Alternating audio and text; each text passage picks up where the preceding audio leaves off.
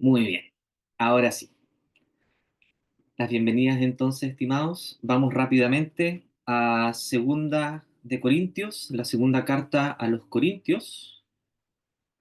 Segunda carta a los Corintios, capítulo 5, desde el versículo 21, y vamos a pasar también al capítulo 6, versículos 1 y 2. Ahí vienen bastante seguidos, así que vamos a hacer esa lectura. Segunda de Corintios, capítulo 5, versículo 21.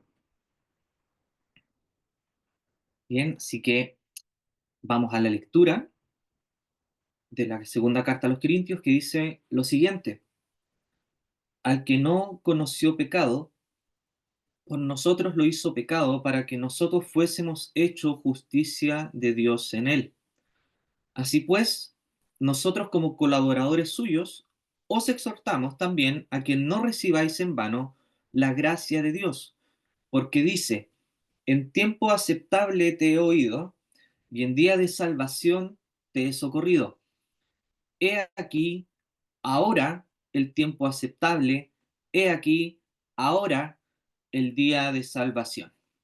Hasta acá va a ser la primera lectura de la palabra del Señor, así que rogamos la dirección, la ayuda, ¿cierto?, de Él, para que podamos entender, para que podamos ir viendo, ¿cierto?, este pasaje de forma ordenada, y de esa forma también ustedes puedan llevarse, ¿cierto?, su porción a sus casas. Así que Eh, la idea, ¿cierto?, es poder ir explicando un poco. Voy a tomarme unos breves minutos para que, ¿cierto?, ustedes sepan cómo surgió esta carta, por qué está esta carta acá, y de esta forma, ¿cierto?, podamos hacer esta conexión con este argumento que Pablo da al final del capítulo 5, ya que es parte de toda una argumentación que hace acerca de la reconciliación con Dios, ¿ya?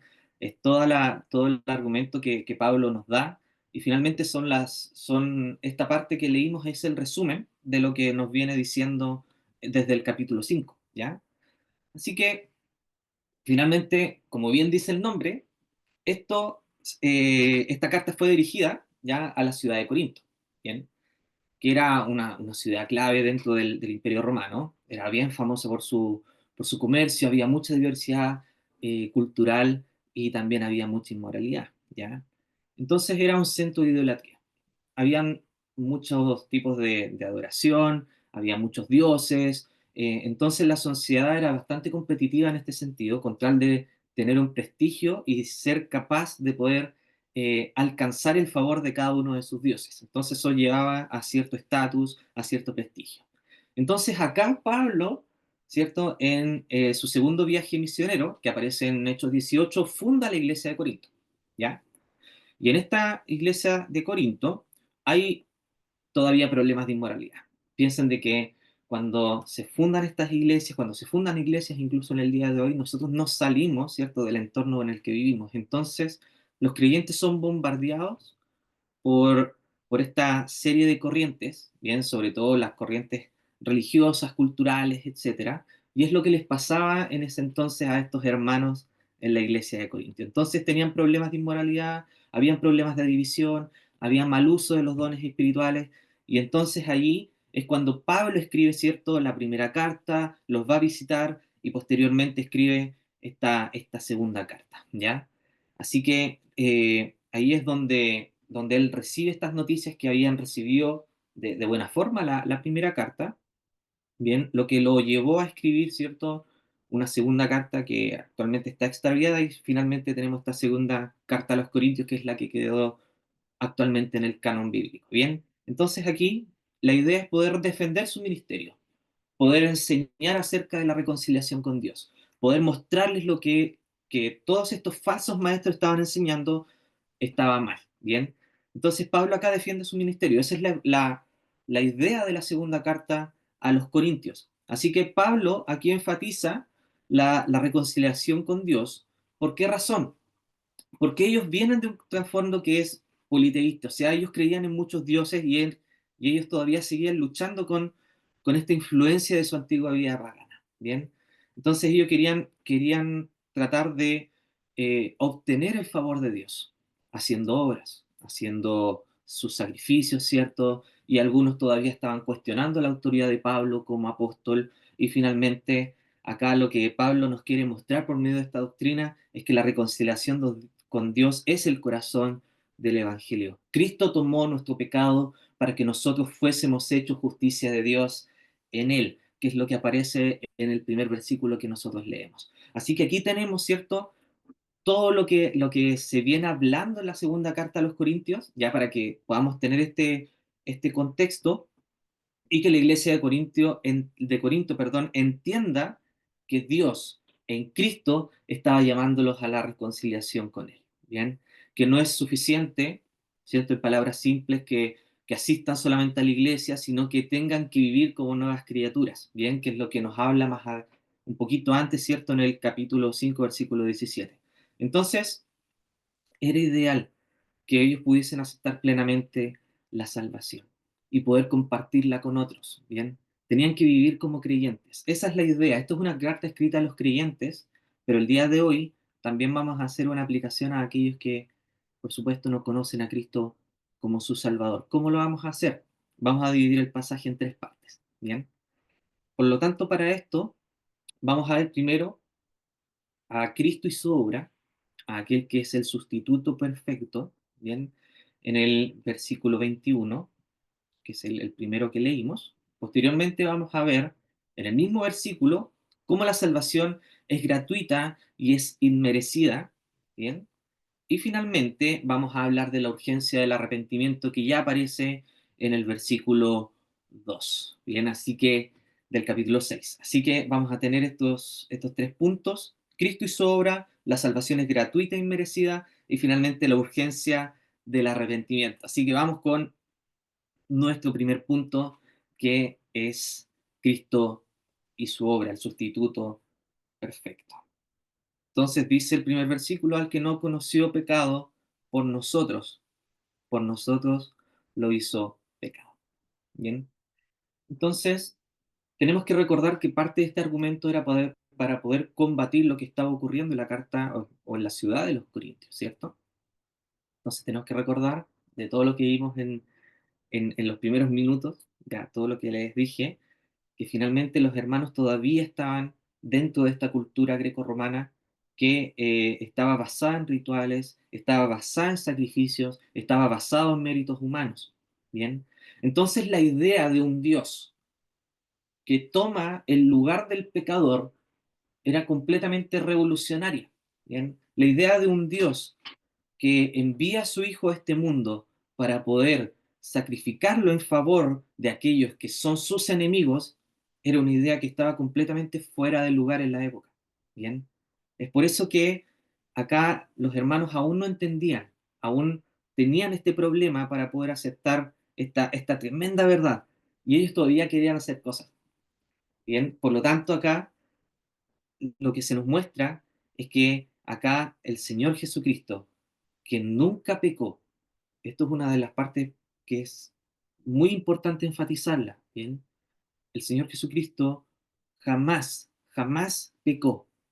Por lo tanto, es lo primero que se nos dice: al que no conoció pecado, ¿bien? El Señor Jesucristo, que nunca pecó, ¿qué es lo que hace Dios?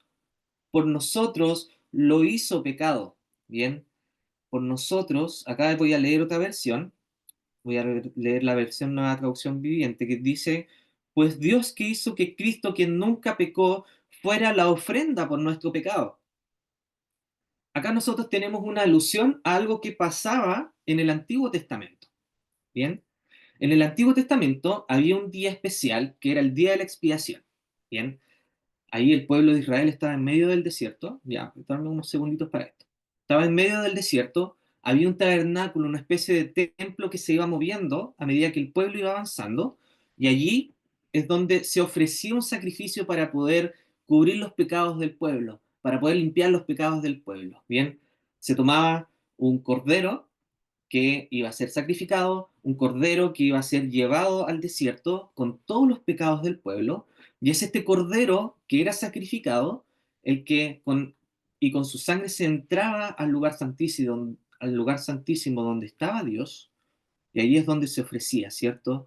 este sacrificio para poder cumplir con los pecados del pueblo. Su sangre era esparcida por medio de, del arca de la alianza, de todas las cosas que estaban dentro del lugar santísimo. Entonces, esa es la alusión. Aquí lo que dice es que Él fue la ofrenda. Él fue la ofrenda por nuestro pecado. Por nosotros lo hizo pecado. Por lo tanto, Dios envía a su Hijo a este mundo para que nos pueda rescatar, sacrificándose en lugar de nosotros. Eso es lo que les está diciendo Pablo acá, y es lo que pudieron haber leído, ¿cierto?, los hermanos hace 2000 años atrás. ¿Y qué es lo que podemos leer nosotros también acá? Dios envía a su Hijo para poder rescatarnos, sacrificándolo en lugar de nosotros, tomando nuestro lugar. Nuestro pecado es cargado en la cruz y de ahí nuestro Señor recibe el castigo por nuestra paz. Él es el que recibe el castigo que tú como pecador mereces, que yo como pecador merezco. Eso es parte de la enseñanza que Pablo está dejando acá a los hermanos de la carta a los Corintios. Y es lo que tenemos que ver nosotros también. Y si se fijan, los corintios no son tan diferentes a nosotros, porque finalmente nosotros también vivimos en una cultura que cree en muchos dioses. Hay unos que dicen creer en Dios, pero creen en un Dios que necesitan tratar de obtener su favor haciendo cosas, haciendo sacrificios, dejando diezmos con tal de obtener, cierto, un favor de Dios. Y eso no es el Dios bíblico. El Dios bíblico lo que hace es que Él se entrega enviando a su Hijo a este mundo para poder ser sacrificado por nosotros, para poder cargar el pecado nuestro sobre Él en la cruz del Calvario. No que nosotros tengamos que entregar cosas, sino que Él es el que lo hace. Por lo tanto, sí, lamentablemente en nuestra cultura todavía vivimos de esta forma, tratando de agradar a Dios por medio de rituales, por medio de sacrificios, por medio de méritos. No somos bastante diferentes, ¿cierto?, a los corintios. Y es por eso que esta carta se nos puede aplicar también a nosotros en el día de hoy. Y es por eso que acá lo que se nos dice en este primer versículo es que no podemos salvarnos a nosotros mismos. No puedes salvarte a ti mismo tratando de obtener el favor de Dios, porque Él es el que envió a su Hijo, a aquel que no conoció pecado, y por nosotros lo hizo pecado, por nosotros, ¿cierto? Lo hizo ofrenda para poder limpiar nuestro pecado. Eso es lo que nos habla este primer versículo de Cristo y su obra, y que Él es sacrificio perfecto. Bien, así que ahí tenemos nuestro primer punto. Y, por supuesto, vamos a pasar al segundo punto. ¿Y qué es lo que nos dice después este versículo 21? ¿Para qué? Tratando, ¿cierto?, de continuar con la idea de lo que nos dijo en la primera parte, para que nosotros fuésemos hechos justicia de Dios en Él. Por lo tanto, acá vamos a hablar de la salvación gratuita e inmerecida. ¿Bien? ¿Qué se nos dice aquí? Parte de esto es que Dios, por medio de Cristo, nos hace justos. Nos hace justos frente a Él. Y si lo conectamos con lo que viene diciendo el versículo anterior, si se fijan, ¿qué es lo que puedes hacer tú para obtener justicia, para poder ser justo frente a Dios, para poder mostrarte ante Dios como alguien que no tiene, cierto, o que tiene sus pecados perdonados? Absolutamente nada. Y es lo que es el gran problema que tenían, cierto, los hermanos en Corinto en esa época.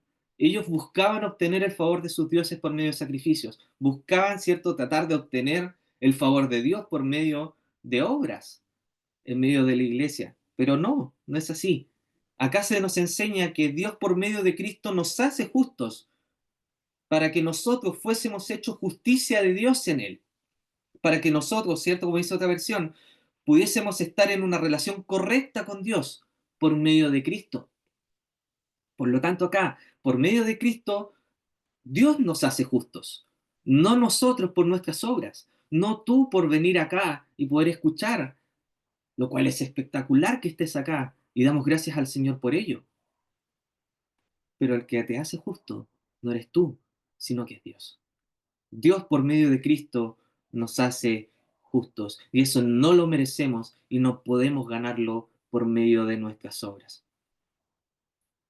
Por lo tanto, como les dije, la salvación no se basa en méritos, sino en en la gracia de Dios. Y acá el Señor Jesucristo también lo enseña previo a su muerte, en Lucas 15, cuando nos recuerda que el perdón de Dios no depende de nuestras obras, sino de su amor, en la parábola del Hijo Pródigo.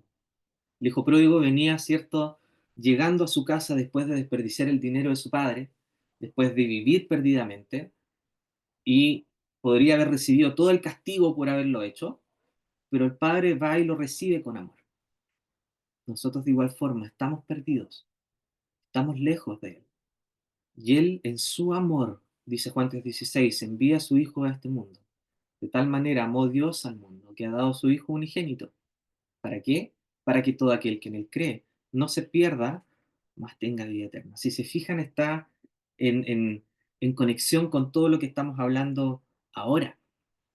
Dios envía a su Hijo por amor. Dios es el que lo envía para poder salvar. Y Dios es el que carga en él nuestro pecado para que tú y yo pudiésemos ser justos frente a él.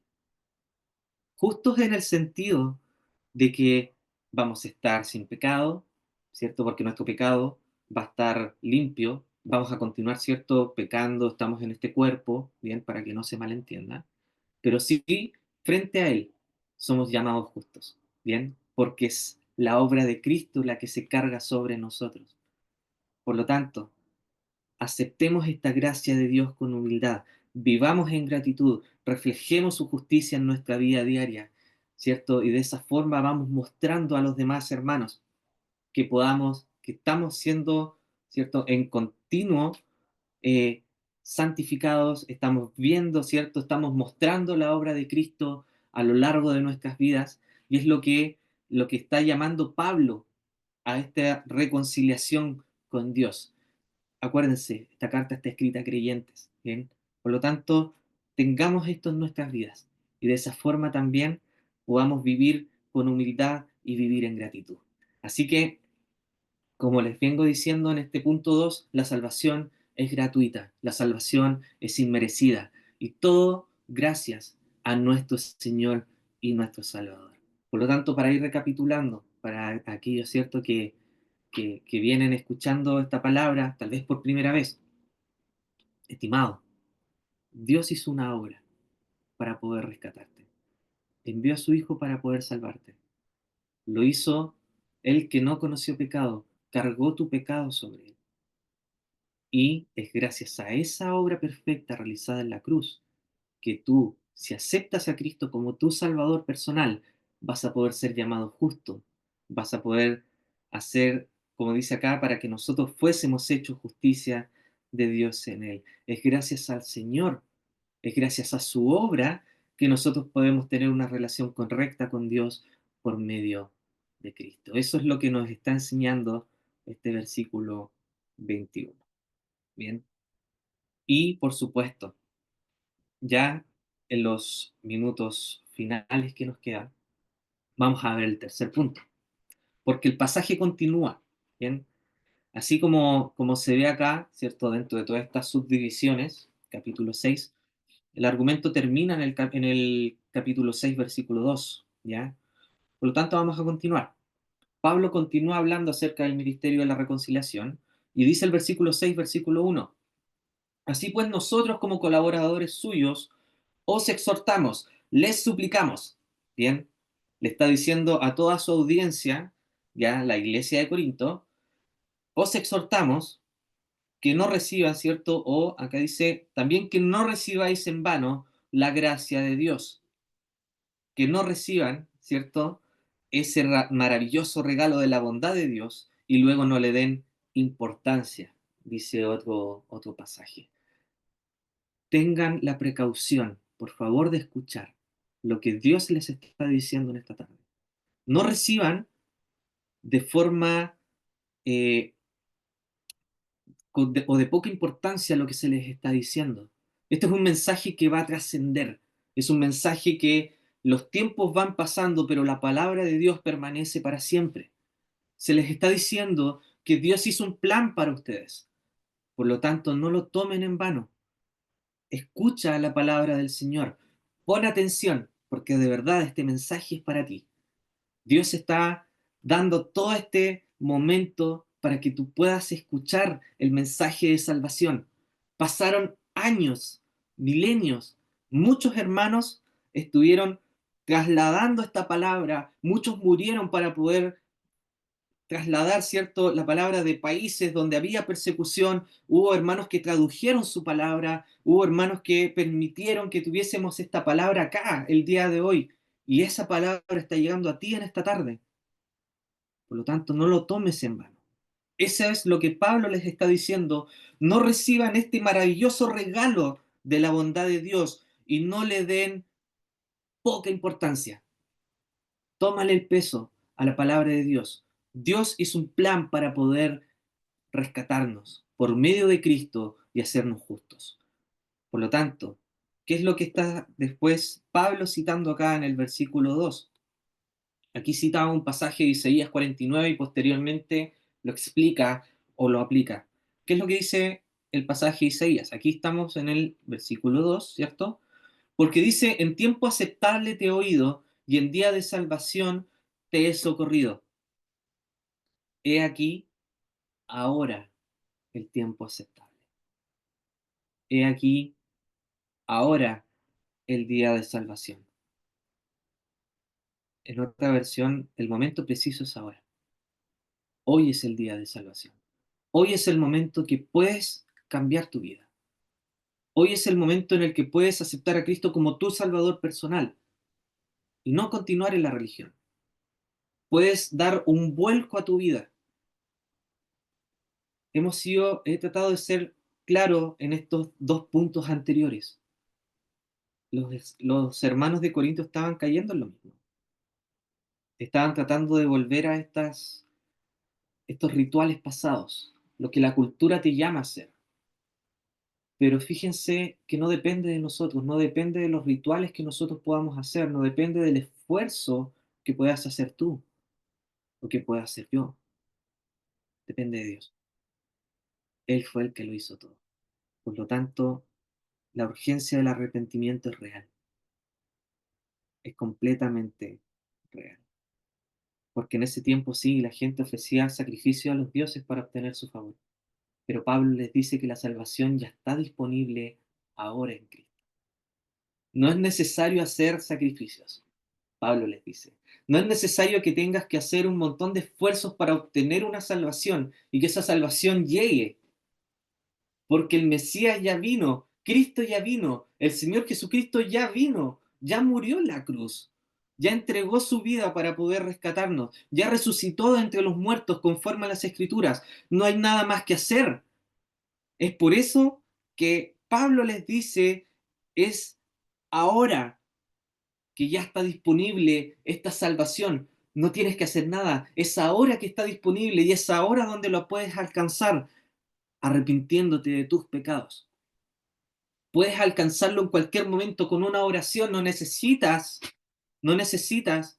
tratar de sorprender a Dios, que es lo que les estaba pasando a estos hermanos también, tratando de obtener su gracia, o que pudiesen ser como merecedores de todo lo que se les estaba dando. No es así.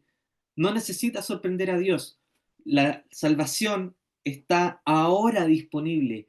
Hoy es el tiempo aceptable. Hoy es el día de salvación. Eso es lo que les está diciendo acá Pablo en la segunda carta a los Corintios. ¿Pero qué significa esto? Que no podemos posponer nuestra reconciliación con Dios. Desde la caída del hombre hasta el sacrificio de Cristo, Dios ha estado llamando al ser humano al arrepentimiento. Desde que Adán pecó en adelante, Dios está tratando de mostrarles al hombre, a la mujer, al mundo entero, que están en malos caminos. Les envió profetas, los rechazaron. Envió diversas circunstancias para que se dieran cuenta que estaban lejos de Él. Les envió a su propio Hijo y lo rechazaron. Por lo tanto, sí, muchos ignoran este llamado. Y sabes que en tiempos de Noé también pasó algo similar. Dios le había dicho a Noé, ¿sabes qué? Construye un arca, va a venir este diluvio. Y Noé fue y trató de mostrarles a los demás por medio de esta predicación que hizo que debían entrar al arca para no morir. Y sabes que nadie creyó, excepto su familia. Y entró solo su familia. Y los animales que tanto, ¿cierto? La historia la conocemos. Pero ahí, ¿cierto? Muchos ignoraron el llamado de Dios hasta que fue demasiado tarde. Dios cerró la puerta del arca y nadie más pudo entrar. No cometamos el mismo error. Es cierto, la puerta está abierta. En estos momentos la puerta está abierta. En estos momentos podemos decirte, hoy es el tiempo aceptable, hoy es el día de salvación. La salvación está al alcance, está ahora.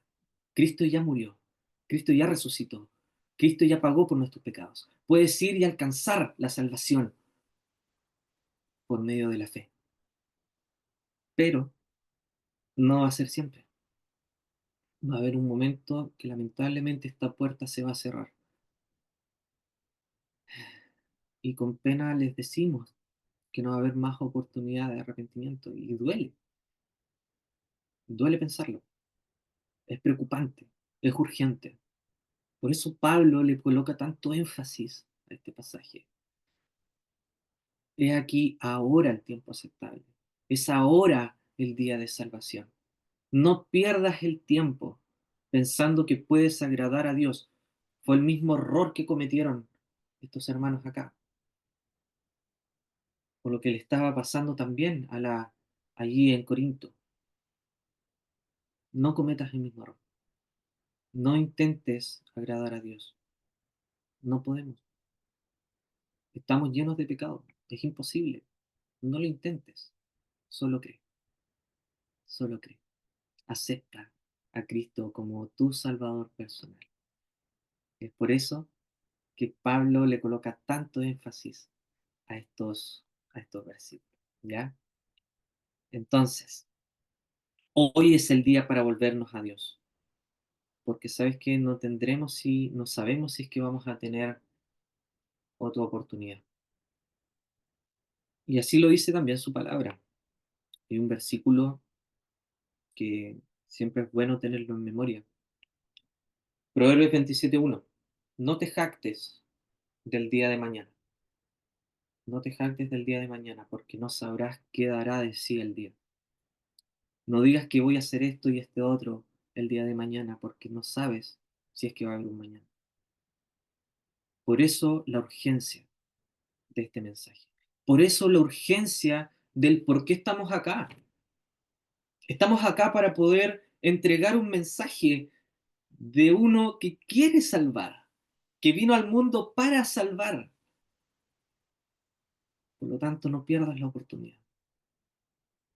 El Señor Jesucristo vino a este mundo, fue a la cruz y en esas 3 horas de tinieblas cargó con nuestro pecado, que es la alusión que se hace en el versículo 21. Al que no conoció pecado, por nosotros lo hizo pecado. Cargó con nuestro pecado. E Isaías nos muestra que el castigo de nuestra paz fue sobre él. ¿Qué significa esto? Que nosotros merecemos ese castigo, pero él fue el que la recibió. Él recibió el castigo para que nosotros pudiésemos tener paz. En él fueron cargados nuestros pecados para que nosotros fuésemos hechos justicia de Dios en él. ¿Te das cuenta? ¿Qué vas a hacer para poder merecer la gracia de Dios? No. Todo lo hizo Cristo. Todo lo hizo Él. Solo tienes que creer. Solo tienes que aceptarlo como tu Salvador personal. Así que en conclusión, ya para ir cerrando, Cristo tomó nuestro lugar y la salvación es un regalo completamente inmerecido. Por lo tanto, el llamado es a reconciliarlos con Dios de forma urgente. Dios nos dice, reconciliados con Dios, en el versículo 20, ¿cierto? Dice, así que somos embajadores en nombre de Cristo, como si Dios rogase por medio de nosotros. Os rogamos en nombre de Cristo, reconciliados con Dios. Y es el mismo llamado que les hacemos el día de hoy. Reconcíliate con Dios. Acepta a Cristo como tu Salvador personal. No lo dejes para mañana. Ahora es el tiempo aceptable. Ahora es el día de salvación. Y la verdad es que sí, vale la pena. Muchos te podemos decir que sí, vale la pena. Acéptalo. Y tu vida va a cambiar para siempre. Que el Señor bendiga su palabra en esta primera parte. Muchas gracias, Ale, y muy buenas tardes a todos.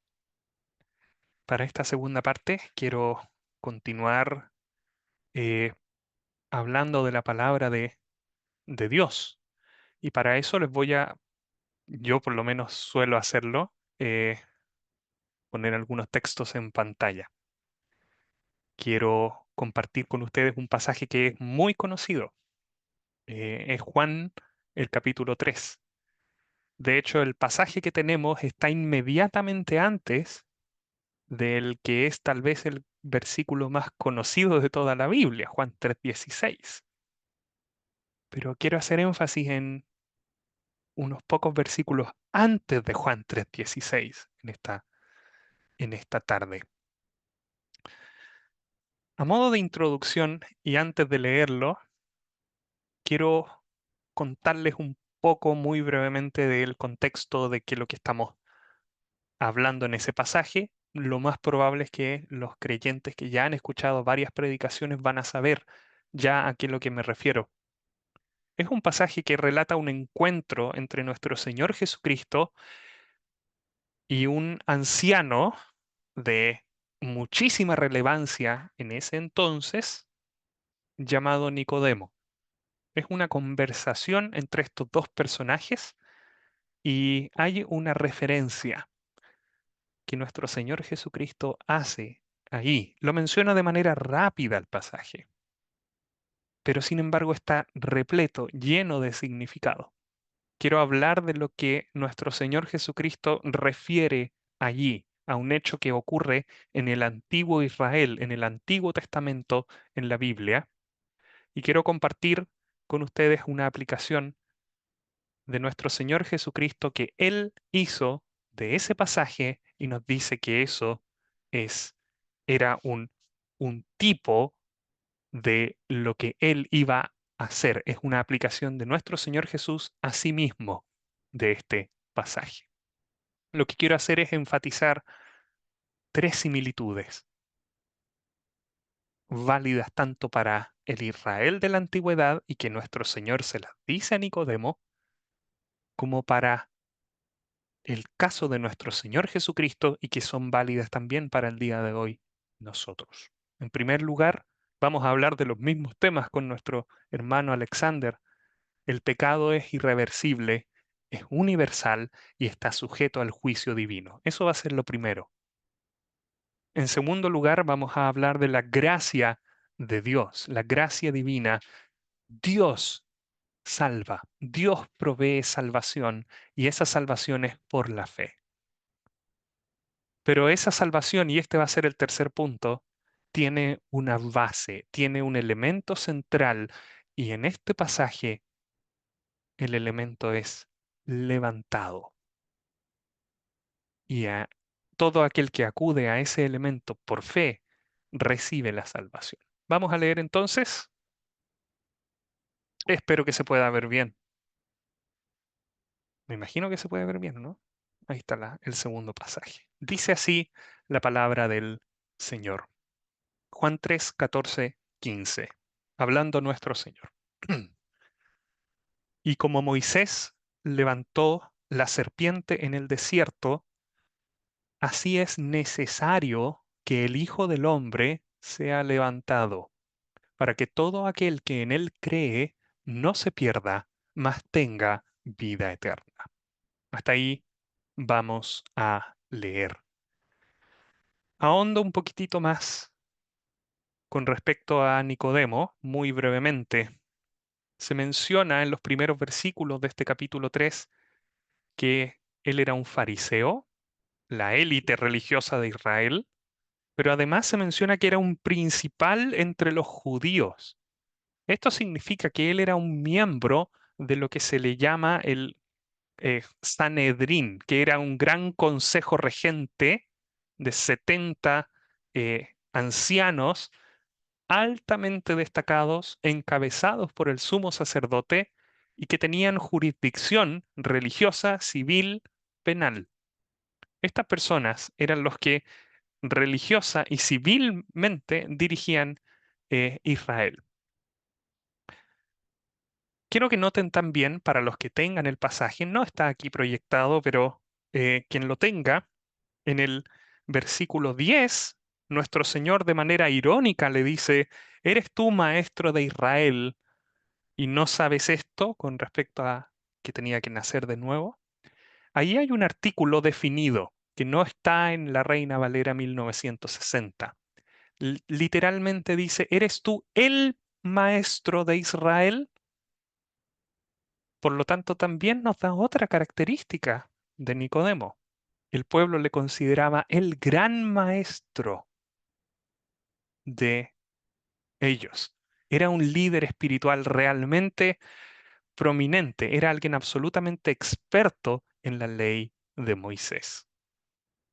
Este Nicodemo es quien viene a Jesús de noche y viene con un discurso, perdónenme tal vez la expresión, pero lleno de lisonja, lleno de alabanza, lleno de, de respeto a Jesús, y lo más probable es que él estuviera esperando una respuesta aprobatoria por parte de Jesús. La escena que tenemos aquí es tremendamente asimétrica.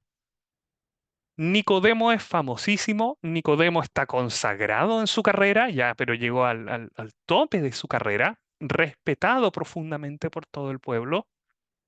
Y Jesús es alguien muchísimo más joven, ha tenido un gran revuelo entre el pueblo, pero aún no le conocen del todo bien.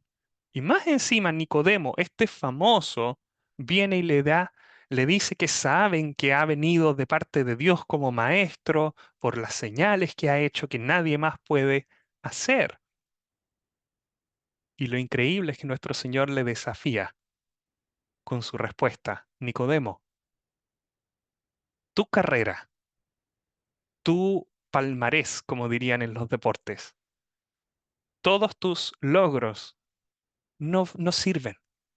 No puedes ver el reino de Dios si no naces de nuevo. Y Nicodemo no tenía idea de que lo que estaba hablando nuestro Señor Jesucristo. Nuestro Señor Jesucristo estaba hablando de una regeneración espiritual que proviene del Espíritu de Dios. Y mucho de esto ya lo conocemos, así que voy a pasar un poco más rápido. Pero quiero que para los creyentes y también para aquellos que nos escuchan y que tal vez no son de Cristo, puedan leer el pasaje después y darse cuenta de un elemento que es muy importante y que hasta este pasaje que está proyectado aquí no se ha hablado en el discurso. Nosotros hacemos énfasis en todas las predicaciones del Evangelio de este elemento y hasta aquí no se ha hablado nada. ¿Qué es lo que se ha hablado hasta aquí? De nacer de nuevo, del Santo. Se habla nuestro Señor de su propia autoridad porque Él viene desde el cielo y por lo tanto puede hablar con autoridad. Y también de la incapacidad de Nicodemo para ver estas cosas o para creerlas. Pero hay un elemento fundamental para entender estas cosas y ese es, y esto amigo o amiga, te involucra a ti, el pecado. Es el pecado. En este pasaje que está aquí, nuestro Señor Jesucristo va a hacer un énfasis en el pecado. Es una referencia un poco extraña. ¿Por qué es necesario nacer de nuevo? ¿Por qué es necesario para ver el reino de Dios nacer de nuevo? ¿Por qué? La razón nuestro Señor la da porque algo pasó en el desierto y que nos muestra un poco más por el pecado. Para tener vida eterna, para poder nacer de nuevo, el tema del pecado en el hombre debe ser resuelto. Eso dice este pasaje. Y lo dice aludiendo a este episodio en el desierto que se llama y que es bastante conocido para aquellos que estén medianamente familiarizados con las escrituras, la serpiente en el desierto. Voy a poner el pasaje que nuestro Señor Jesucristo hace referencia. Ahí está en el versículo 14, nuestro Señor hace la referencia, pero este es el pasaje en el Antiguo Testamento, Números capítulo 21, versículos 4 al 9. Este episodio pasó aproximadamente 1500 años antes de lo que ya habíamos leído. Moisés guiando al pueblo fuera de Israel. Voy a leer solamente algunos fragmentos de aquí. Versículo 4, se desanimó el pueblo por el camino y habló el pueblo contra Dios y contra Moisés. No hay pan ni agua, dicen. Nuestra alma tiene fastidio de este pan tan liviano, pan que Dios les daba.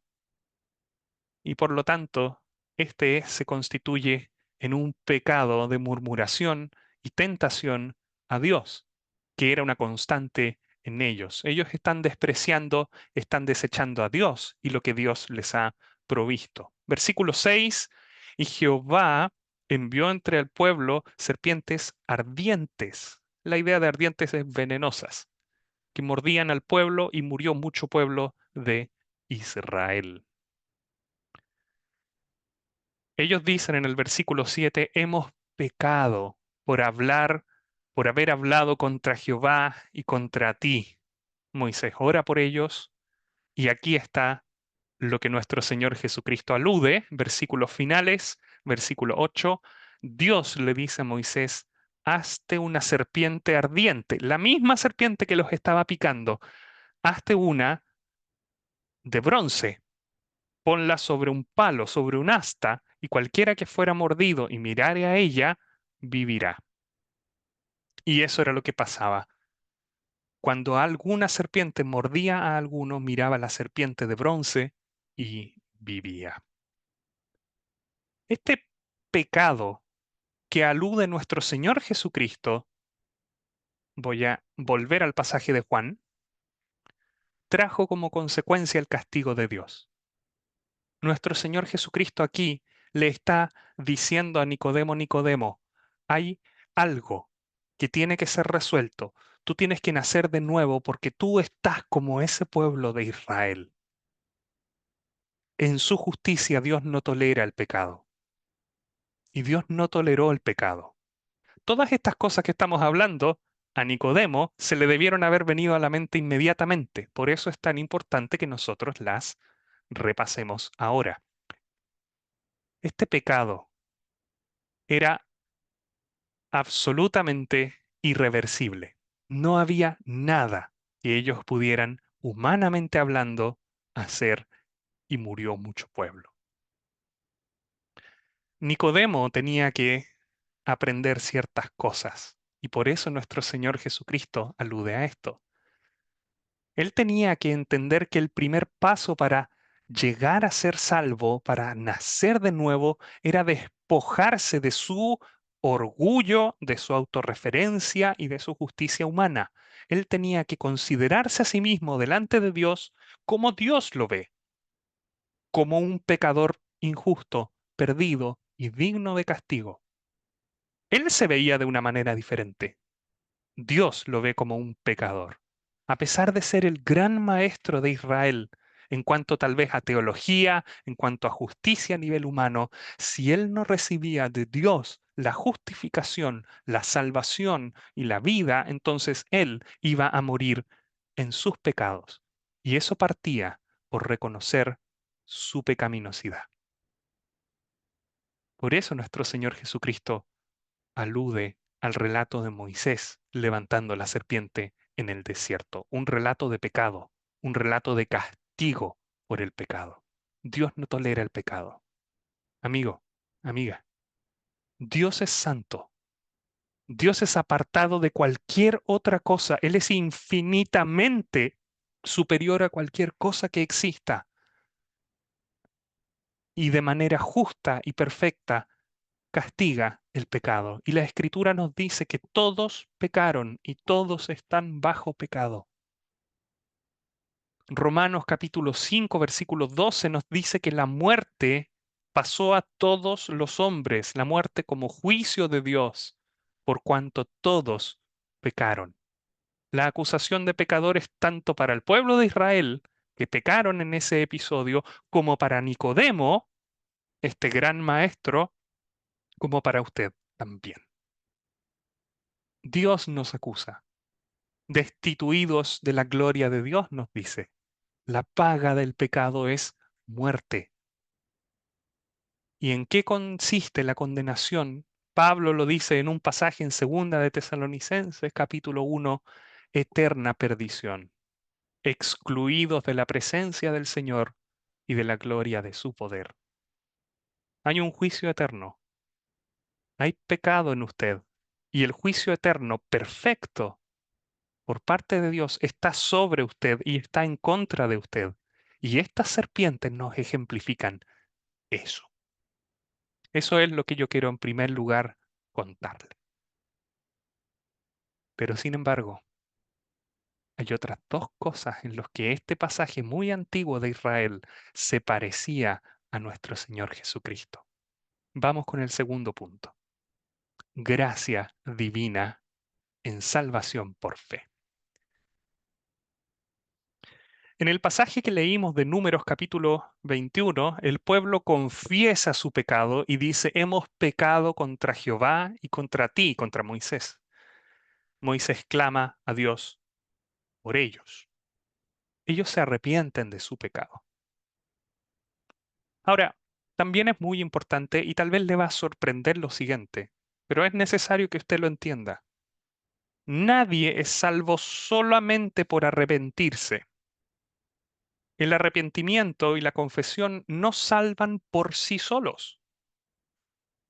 Lo diríamos tal vez en matemática, solamente es una condición necesaria, pero no es una condición suficiente.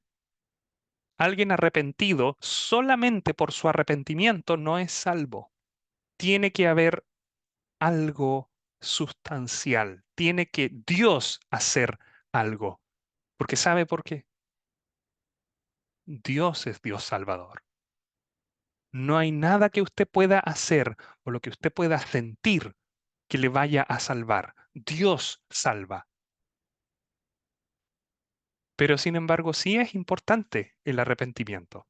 Es importantísimo, porque por medio de reconocer el pecado, es que el pecador puede, de hecho, acudir a la salvación y recibir la salvación que Dios da. Pero Dios es el que salva.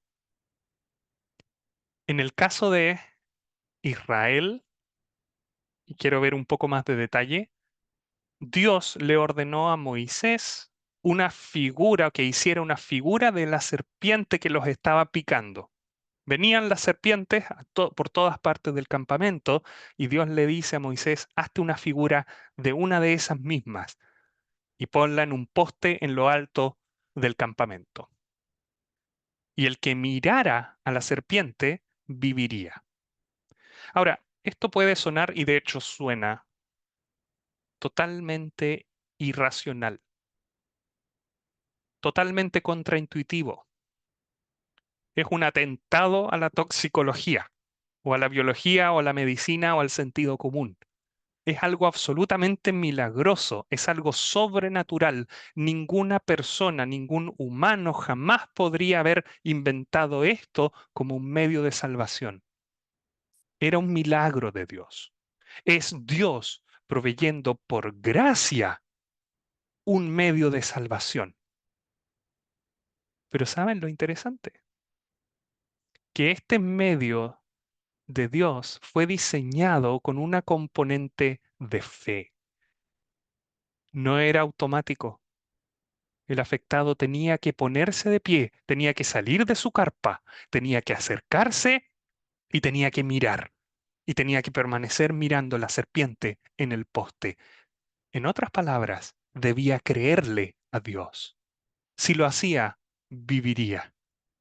Pero si no lo hacía, entonces iba a morir por el veneno de las serpientes como castigo por su justo y correcto e incorrecto, digamos, pecado. De manera justa, él iba a morir. Pero Dios proveyó este medio. Y Nicodemo, y también usted y yo, tenemos que entender la similitud entre ese episodio en el desierto y nosotros también hoy. Dios también proveyó salvación por gracia para el pecador. Una salvación que era imposible alcanzar, imposible imaginar, imposible obtener en nuestros propios medios. Y el versículo 15 nos dice qué debe hacer el pecador para no perderse, creer, para que todo aquel, y ahí está en la pantalla, que en él cree en Cristo Jesús, no se pierda, mas tenga vida eterna. Y el versículo 16 dice exactamente lo mismo. Porque por gracia sois salvos, por medio de la fe, y esto no de vosotros, no lo logran ustedes, pues es don de Dios. No es por obras, para que nadie se jacte o nadie se gloríe. El mismo Dios que instauró un justo y correcto castigo por el pecado, es el mismo Dios que dispone de un medio de salvación inmerecido para que el pecador no sea condenado, sino que goce de vida eterna. Pero ya no es para Nicodemo y para nosotros el mirar a una serpiente, sino que es creer en Cristo. Todo aquel que con fe cree en Cristo Jesús recibe el don de la vida eterna, no el mérito, no la religión, no los pergaminos espectaculares, la fe en Cristo Jesús. Pero ahora paso a mi tercer punto. ¿Qué es el último elemento que tienen en común la serpiente en el desierto con el Señor Jesucristo y que es válido para Israel, para Nicodemo y para usted y yo? El centro. La salvación, la fe que salva, no está basada de una manera eh, vaga en Dios. Está basada en algo específico, un elemento que fue levantado. En el caso de Israel fue una serpiente. En el caso de Nicodemo y de nosotros, es el mismo Señor Jesucristo en una cruz. 3 veces en el libro de Juan se menciona de que nuestro Señor Jesucristo va a ser levantado. 3 veces, esta es la primera. Y muchos eruditos del pasaje amplían esta idea de levantado no solamente a la crucifixión, sino que a su crucifixión, su sepultura, su resurrección y su ascensión y su glorificación finalmente.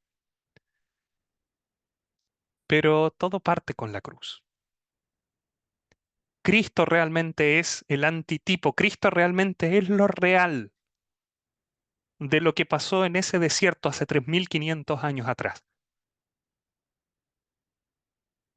El Señor Jesucristo mismo dice que de igual manera que Moisés levantó esa serpiente en el desierto para que todos los que la miraran no murieran físicamente por el veneno, de esa misma manera es totalmente necesario que Él, Cristo el Señor, el bendito Hijo de Dios, también fuese levantado, fuese puesto en un madero de una cruz y por medio de su muerte en esa cruz, Él es el medio de salvación por gracia para que el pecador pueda ser perdonado.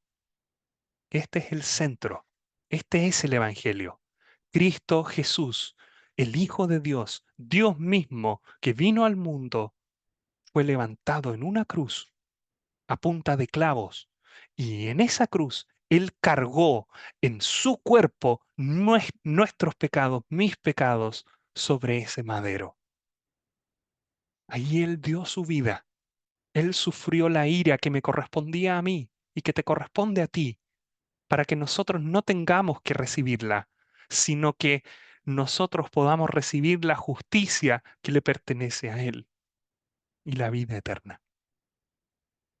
Y todo aquel que en Él cree no se pierde, sino tiene vida eterna.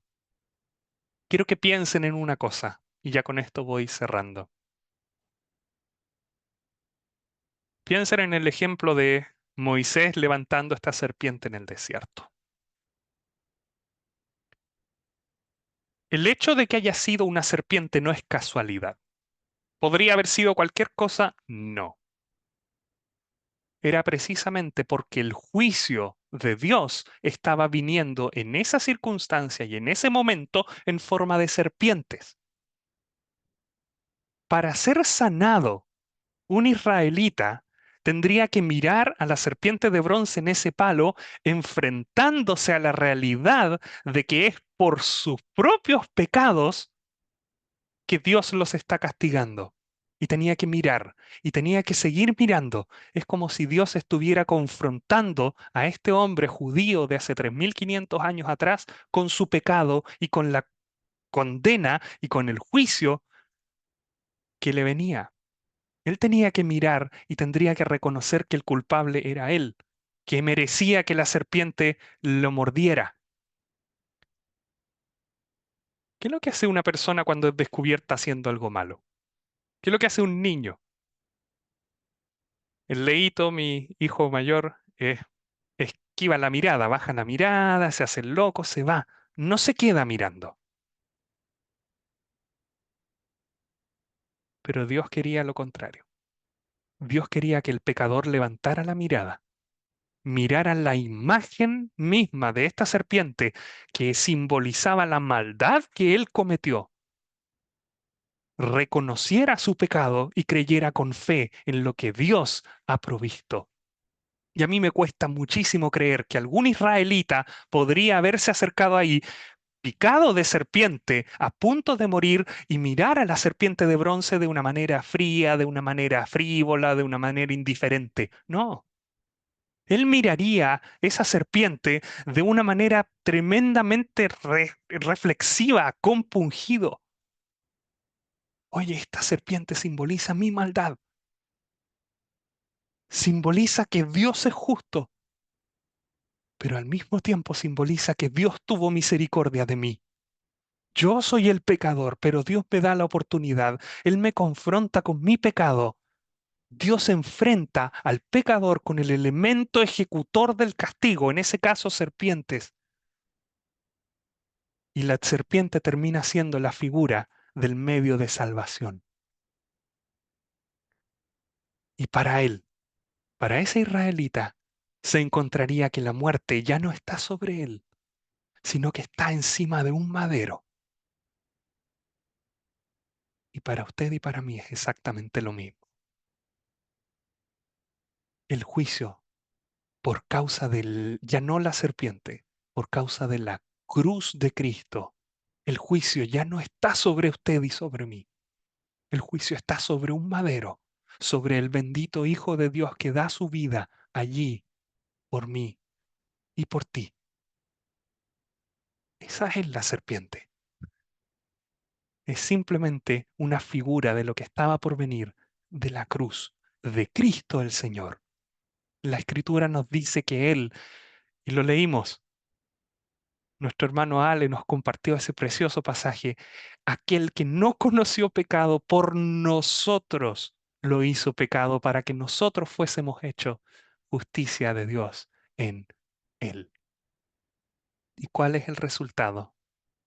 Que si usted cree, se arrepiente de sus pecados, es confrontado por su pecado y acude a Dios por la fe, pero con la base de la muerte de su Hijo en la cruz, levantado allí por usted, donde cargó Él con mis pecados y con tus pecados, no te perderás, sino tendrás vida eterna, dice el versículo 15.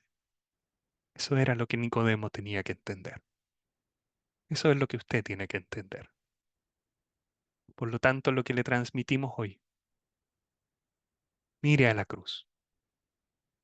Vea en la Biblia lo que Cristo hizo por usted. Dio su vida en tu lugar. Reconózcalo. Reconozca su pecado y su incapacidad y crea en Él. Ese es el mensaje del Evangelio. Eso es lo que le queremos transmitir. Y con la autoridad que Dios nos da por medio de su palabra, no porque nosotros lo hayamos inventado, sino porque estamos leyendo el versículo 15 de Juan capítulo 3 y el versículo 16 en adelante, le podemos decir con esa autoridad que si usted lo hace, si usted cree, no se perderá, sino que tiene vida eterna. Eso les quería compartir. Crea en Cristo, dése cuenta que Él murió por usted para salvarle y usted será salvo. Muchas gracias por su atención. Vamos a orar para terminar ya la reunión. Padre Celestial, te queremos agradecer y bendecir por tu palabra. Qué precioso es tu Hijo, nuestro Señor Jesucristo, y qué grandiosa y gloriosa es su obra en la cruz. Jamás podríamos haberlo imaginado, y tampoco jamás lo podríamos alcanzar en nuestros propios medios, pero tú eres Dios Salvador, y tú nos das con tu misericordia y con tu gracia a tu Hijo unigénito, para que todo aquel que en Él cree no se pierda, sino que tengamos vida eterna. Nuestro Padre Celestial, te rogamos que hoy haya alguien que sea creyente, haya alguien que pase de muerte a vida, que ponga su fe en Cristo y que tenga vida eterna, así como estos pasajes dicen. Quedamos en tus manos, nuestro Padre Celestial. Bendícenos para la semana, te pedimos. En el nombre precioso del Señor Jesús. Amén. Muchas gracias.